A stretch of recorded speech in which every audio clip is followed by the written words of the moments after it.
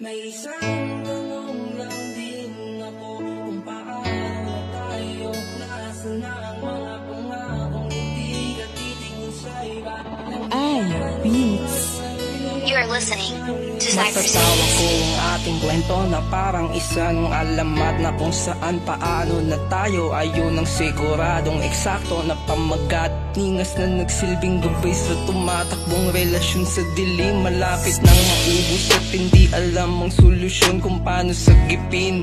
May mga bagay na mahirap ibalik tulad ng mga nabasag na salamin. Sa sakit ay luluhod matapos mo itong sapitin. Sagad na sagad, wasak na rin sa kada gabi kong iyak. Paano na to? Paano ako? Paano na yan? Paano na tayo? Tanong ko sa'yo, hindi ko tiyak. Ilang gabi na rin hindi makatulog sa kakaisip sa sitwasyon natin, hindi man lang matiyak. Biyak na biyak, patak ng patak, hindi mapigilan hanggang kailan mo ba sa akin kailangan ipadama to? Lahat ginawa, lahat binigay, hindi nagtira kasi kala hindi mo kayang sirain ang sumpaan nating dalawa. Sa bawat bugtong may mga tanong na kung ang pagiging mahinay. Kaya mo naman sabihin na hindi na to magtatagal, at ika'y kakalimutan na lang nang hindi maalala ang pagkahangal. May isang tanong lang din ako, kung paano na tayo, nasaan na ang mga pangakong hindi ka titingin sa iba. Lang hiya, nasaktan lang rin ako banda sa huli.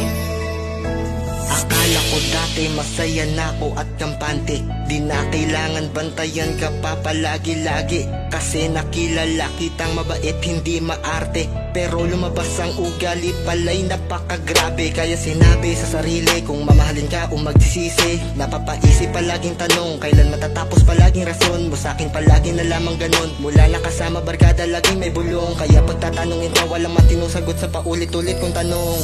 Kaya pala nalaman-laman ko na may nagiba. Napansin ko na wala nang tamang nangyayari sa ating dalawa, na kumali na pala. Paano na to? Natatakot ako pag sa kanya ka napamahal. Hindi ko na alam kung susuko ako sa pagloloko mo o paglalaban pa ba.